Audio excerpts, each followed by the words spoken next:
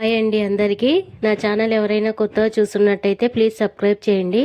పొదరిల్లు ఎపిసోడ్లో ఈరోజు ఏం జరిగిందంటే, మహాకు ఇంటర్వ్యూ ఏర్పాటు చేసింది కూడా మాధవేనని చక్రి చెప్తాడు. దీంతో మహా థ్యాంక్స్ పెద్ది అంటూ తెగ హ్యాపీగా ఫీల్ అవుతుంది.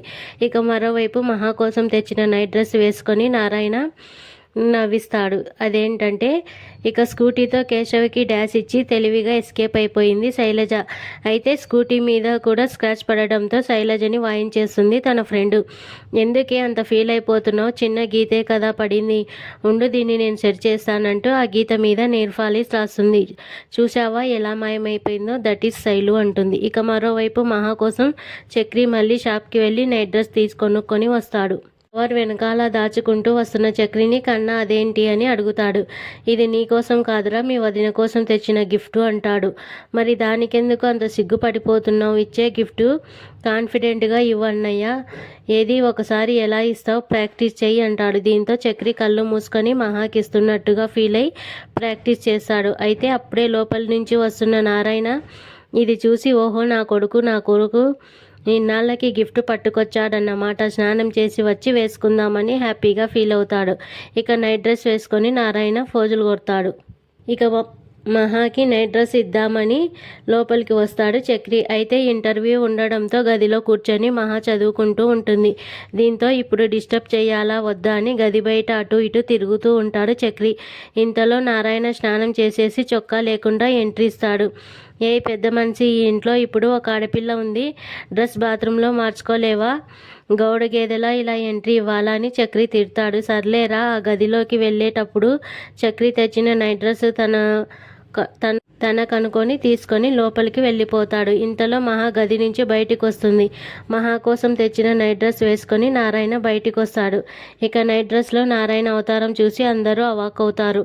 మహా అయితే తెగ నవ్వుకుంటుంది. ఓ ఏంటి ఇది అవతారం అని కన్నా అడుగుతాడు. నోర్మీరా వేస్ట్ ఫెలో, నాకున్నది 4 కొడుకులైన చక్రిగాడికి నేనంటే ఎంత ఇష్టం, నా కోసం నైట్ డ్రెస్ తెచ్చాడు చూడు, ఇలా రోడ్డు మీదకి వెళ్తా అంటాడు. నాన్న అది తెచ్చింది నీకోసం కాదు, మహా కోసం అని మాధవ్ అంటాడు. అయ్యో నాకు ఎలాగూ అది సరిపోదు, పెద్ద సైజ్ తీసుకొచ్చారు, మీరు వేసుకోండి, మీకు చాలా బాగుంది అంటుంది మహా. దీంతో నారాయణ మురిసిపోతాడు. చక్రి ఏమో తల బాదుకుంటాడు.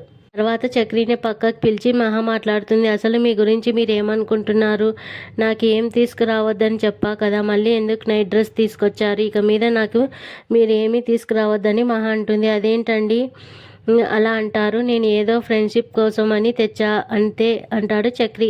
మీరు కూడా ఇలాంటివన్నీ చెయ్యొద్దు, నేను ఉద్యోగం రాగానే ఇక్కడి నుంచి వెళ్ళిపోతా కనుక మీరు కూడా అలానే ఉంటే మంచిదని మహా అంటుంది. ఇక మాధవ కన్నా తెచ్చిన సరుకులన్నీ డబ్బాలో వేసి పెడుతుంది.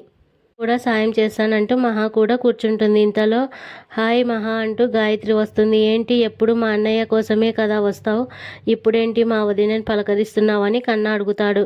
ఇంతకుముందు అయితే మీ అన్నయ్య కోసం వచ్చేదాన్ని, ఇప్పుడు నేను మహా ఫ్రెండ్స్ అయిపోయాము కదా అంటుంది. ఇంతలో చక్రికి ఒక ఐడియా వస్తుంది. వెంటనే లోపలికి వెళ్ళి మహా కోసం తెచ్చిన నైటీలని గాయత్రికి ఇస్తాడు. ఇదిగో నీకోసం మాధవ అన్నయ్య ఇవి కొనుక్కొచ్చాడని ఇస్తాడు. ఇవి చూడగానే గాయత్రి సిగ్గుపడుతూ పట్టుకొని పారిపోతుంది. ఇక రాగానే ఇంటర్వ్యూ కోసం రెడీ అయిపోయి చేస్తుంటుంది. మాధవ్ దగ్గరికి వెళ్ళి పెద్ది మీకు చాలా థ్యాంక్స్ అంటుంది. దేనికమ్మా అని మాధవ్ అడిగితే, అదే నా కోసం మీరు సిటీలోనే ఒక పెద్ద కంపెనీలో ఇంటర్వ్యూ ఏర్పాటు చేశారు కదా, అది కూడా సర్టిఫికెట్లు లేకపోయినా అని మహా అంటుంది. నేను ఆ ఉద్యోగానికి ఇంటర్వ్యూ ఏర్పాటు చేశానా అని మాధవ్ అడుగుతాడు. ఇంతలో చక్రి వచ్చి, అవును అన్నయ్య, నువ్వే మర్చిపోయి ఉంటావు, అయినా నీకెన్ని పనులు, ఆ బిజీలో పడిపోయి ఎప్పుడో చెప్పిన విషయం మర్చిపోయి ఉంటావని చక్రి కవర్ చేస్తాడు. మహా అలా పక్కకి వెళ్ళిన వెంటనే చక్రి చేయి పట్టుకొని మాధవ్ని తిడతాడు. రే ఏంట్రా, నేను ఇంటర్వ్యూ పెట్టించడం ఏంటి, నా గురించి ఏం చెప్పావని మాధవ్ అడుగుతాడు. ఏం లేదన్నయ్య, నా ఫ్రెండ్కి కన్స్ట్రక్షన్ కంపెనీ ఉంది కదా, ఆ కంపెనీలో మహాకి ఇంటర్వ్యూ ఏర్పాటు చేశాను అంటాడు చక్రి. మరి అదేదో నువ్వే చేశావని చెప్పొచ్చు కదా, నువ్వంటే మహాకి చాలా గౌరవం, నువ్వు పెద్ద ఆర్కిటెక్ట్ అని చెప్పాను కదా, నువ్వు ఇంటర్వ్యూ పెట్టించావంటే హ్యాపీగా ఫీల్ అవుతుంది అని చక్రి అంటాడు. ఇంతలో ఇంటర్వ్యూ కంగారులో మహా కాలు జారి కింద పడిపోతుంది.